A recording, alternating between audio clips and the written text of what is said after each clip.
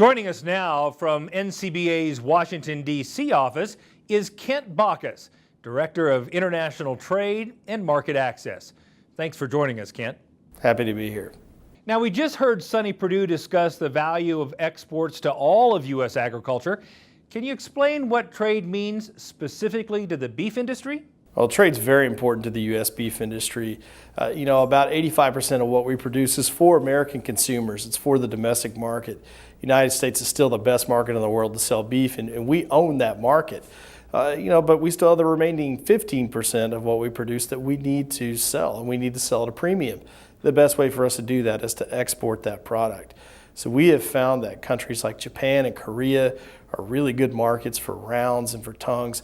We've also found that Mexico is a great export market as well. So when we look at the opportunities in Latin America and in Asia to sell a lot of products that Americans don't want, that's important to us. And exports allow us to build in about $300 per head into the value of each fed animal. So we're going to continue to push for more market access because we would like for that percentage to grow. We want to see better profit margins for our cow-calf producers, our feeders, in every segment of the production sector.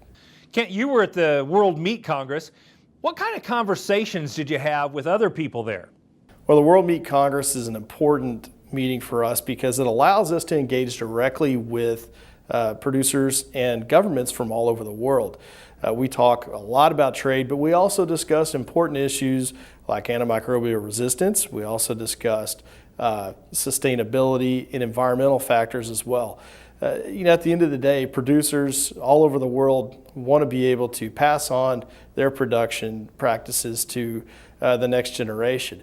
And while we all have competing interests, we all have similar problems, and the World Meat Congress is an area for us to engage together, find ways that we can work together to address these problems and make it more successful for all the global beef production. You deal with trade and market access issues on a daily basis.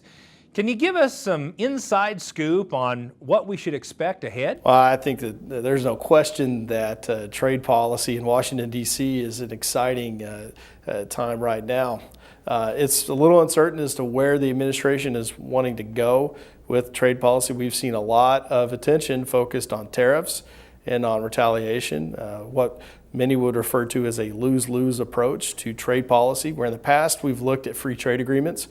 So we're hopeful that the administration is going to make good on the promises of securing bilateral trade deals like a trade deal with the Japanese, our biggest export market.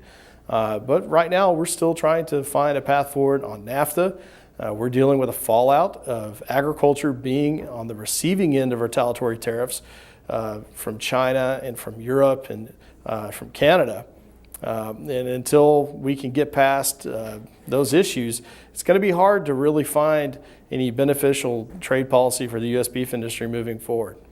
So Kent, what can our viewers do to help you and NCBA with these efforts? A lot of times when people talk about trade, they just look at numbers.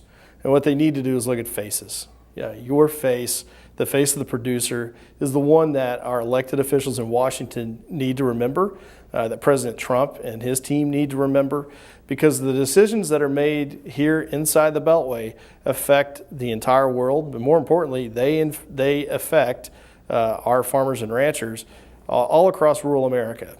And if we want America to be great again, and we want rural America to be strong, we have to have export markets. We have to have some sound trade principles in place. We need to have market-based, science-based trade. We need the administration to continue to push for those changes that'll help us be competitive in the long run. Because the last thing we want is for the government to have more intervention into our lives. Where we need the government to intervene is to open markets to other countries and let us capitalize on that foreign market demand for U.S. beef. Thanks, Kent, for your insights.